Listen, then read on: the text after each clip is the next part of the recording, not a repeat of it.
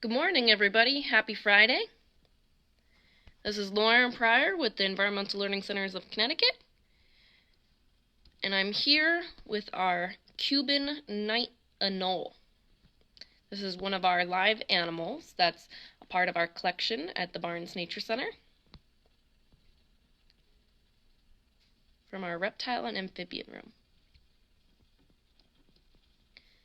Well, like the name suggests, the Cuban night anole, this animal is from Cuba. And there are just about 400 species of anoles in the world. The Cuban night anole is among the largest.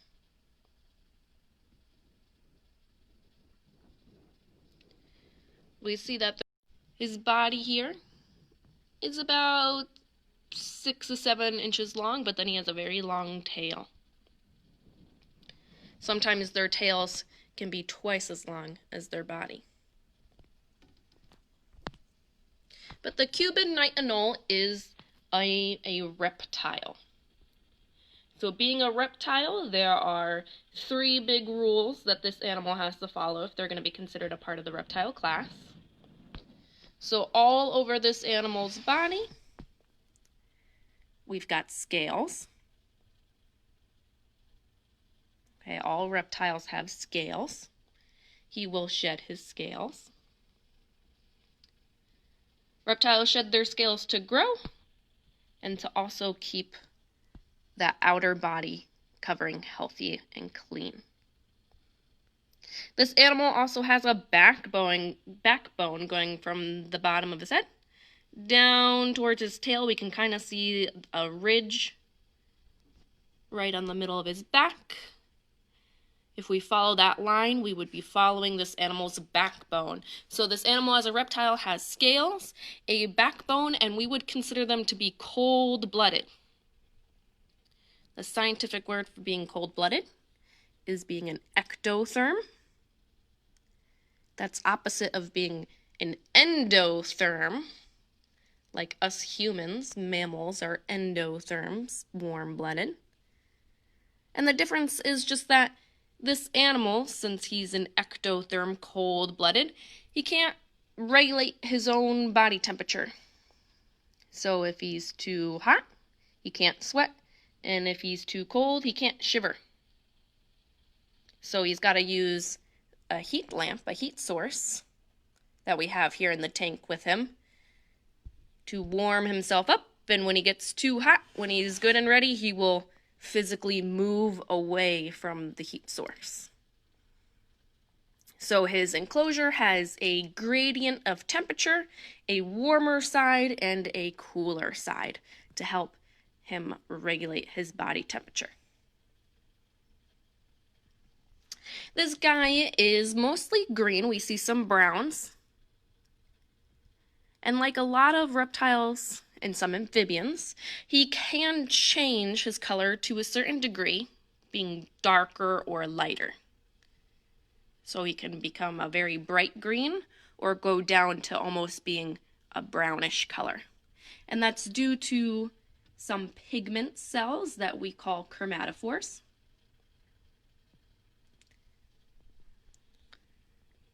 When the pigment is expanded or brought back together, that's how they can lighten or darken their color.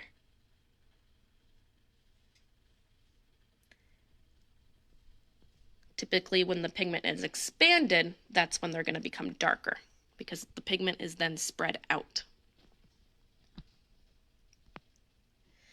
The anole, this is a male, so we know anoles have a throat sac. So if we check under his chin here, we see kind of this white flap. It's not extended now, but he could extend it and it would turn into a pink color. And anoles have that as a display, whether it's a territorial display, whether he's trying to make himself look bigger if he's fighting another male, or if he's trying to attract a female. And anoles, his is pink, but other anole species, their throat sac color may be yellow, red. They can be a variety of different colors. Sometimes orange or blue.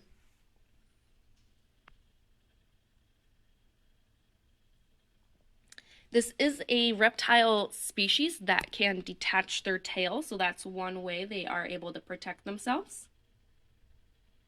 If a predator comes nearby and grabs onto their body, they can detach their tail. The muscles will squeeze around the blood vessels, so there's not much bleeding that happens. And that's to kind of distract the predator in an attempt to have this animal escape. It will regrow, but since the bone is no longer there, they don't regrow the bone, it's going to regrow being supported by cartilage. So a lot of times it might regrow and be a little misshapen.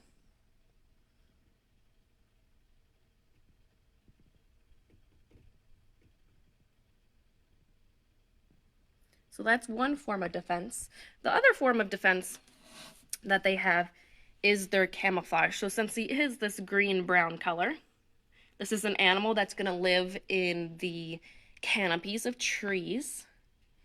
So we would call them an arboreal species, an animal that likes to live high up in trees, arboreal. So that coloring gives them a nice camouflage to help them hide. Predators are going to include larger lizards. So if this is a younger anole that's smaller in size, adult Cuban night anoles may eat them. Birds, snakes. We can also check out his feet. So we see very, very long toes with nails. That's how this animal is going to be able to climb up into those trees. So his body is supported by those long, long fingers and nails. That's how he's able to climb.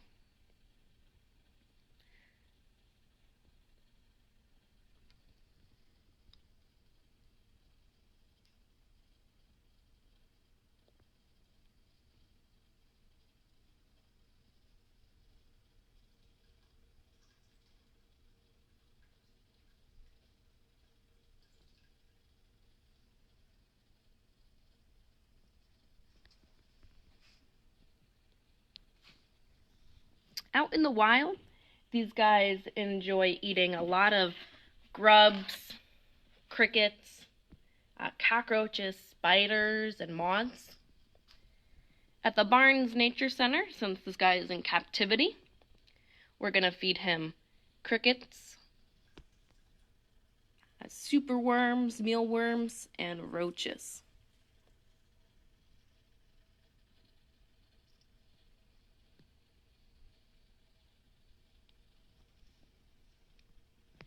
They are also a diurnal species.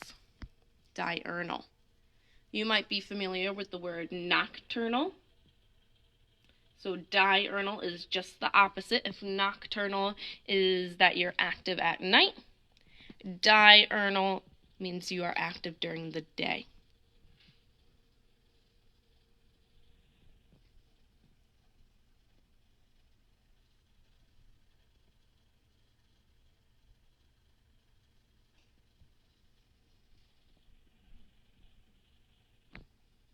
Besides feeding him, other care aspects that we have for him at the Barnes Nature Center includes having his enclosure set up just the way he likes, so he has lots of places to hide and climb.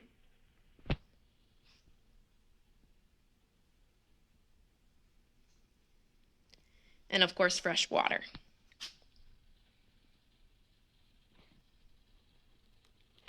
Since he is camouflaged so well, sometimes we even have some trouble finding him in his enclosure, unless he's out along the brown.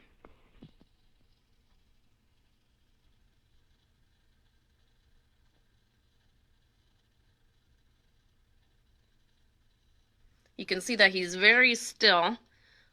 Only just about his eyeballs are moving. So this is definitely an animal that uses their camouflage to their advantage up in the trees, and then they're going to stay still in order to avoid predators or sneak up on their food.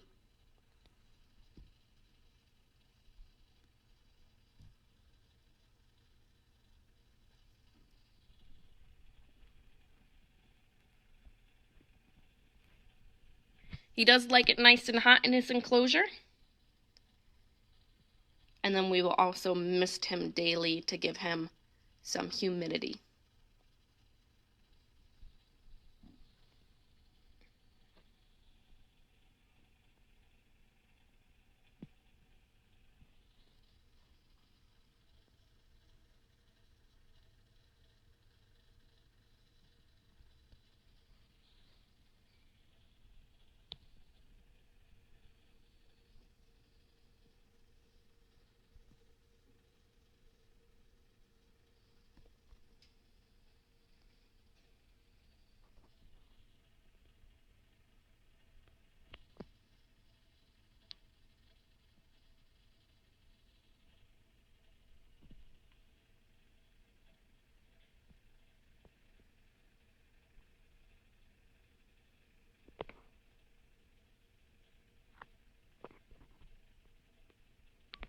We have a question from Allison asking if you can have an anole as a pet.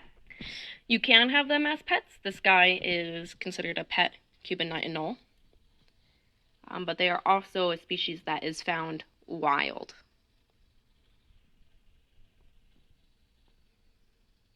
But they are a part of the pet industry.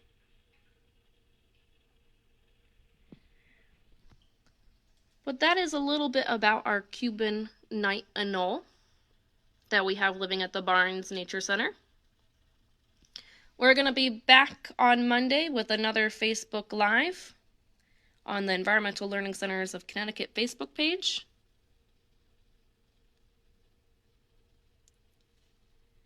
Thanks for tuning in today to learn a little bit about our anole, and we hope you tune in back on Monday.